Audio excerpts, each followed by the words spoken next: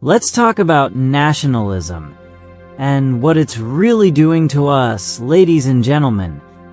Let's begin with a simple observation.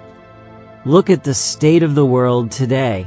Despite all our incredible advances in technology, AI, space exploration, instant communication, we, as human beings, haven't changed very much inwardly.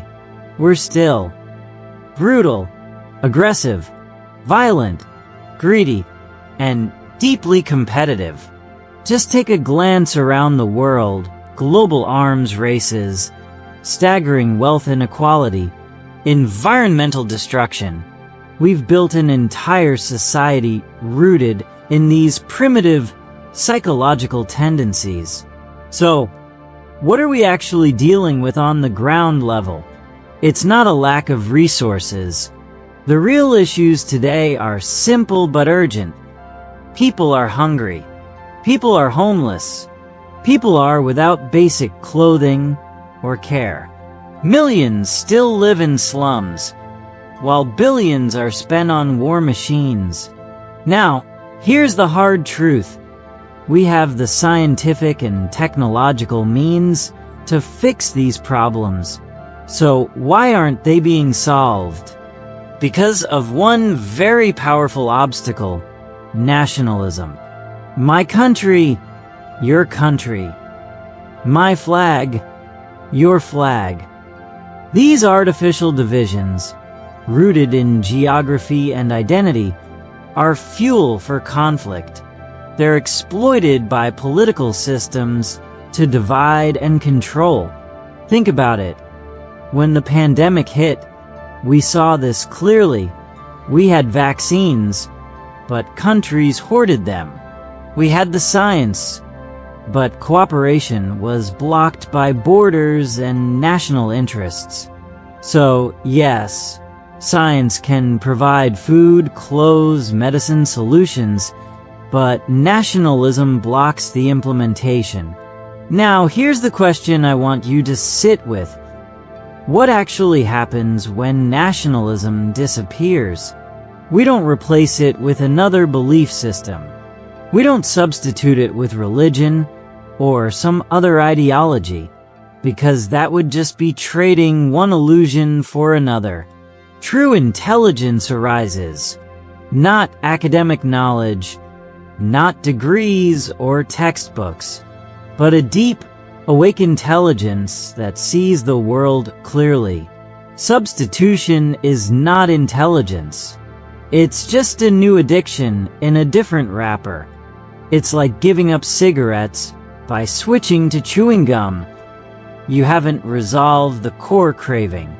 So let's dig deeper. Where does nationalism come from? Outwardly, it divides us. It brings about war, conflict, borders, and bloodshed. But inwardly, it gives us a sense of identity. You see, someone living in a small town, feeling invisible or insignificant, may suddenly feel powerful by calling themselves an American, a Hindu, or a patriot. It creates the illusion of being part of something greater. But that identity feeds the ego. It gives rise to pride, and with pride comes separation. And what's the cost? We get wars, border disputes. Look around. Russia and Ukraine, India and Pakistan. Nationalism fuels conflict on both the battlefield and the inner landscape of the human psyche. It's not just the outer wars. It's the inner frustration that comes from clinging to identity. And when people try to swap nationalism with religion or ideology, they're just feeding the same hunger through different means. Real transformation doesn't come through substitution. It comes through intelligence, but not the kind of intelligence that's praised in school exams. This intelligence arises when you look at the root of nationalism, when you observe your beliefs, your reactions, the stories you've been taught, and you ask, is this true? Is this helping anyone? When we start to observe nationalism without judgment, without resistance, but just see it as it is, that very seeing is intelligence in motion. And here's the beautiful part. When there is true intelligence, you don't need to substitute anything. Nationalism drops away on its own. So does blind patriotism. And what remains is not a divided human, but a whole one. We stop acting as Hindus or Americans or Russians. We start acting as human beings together.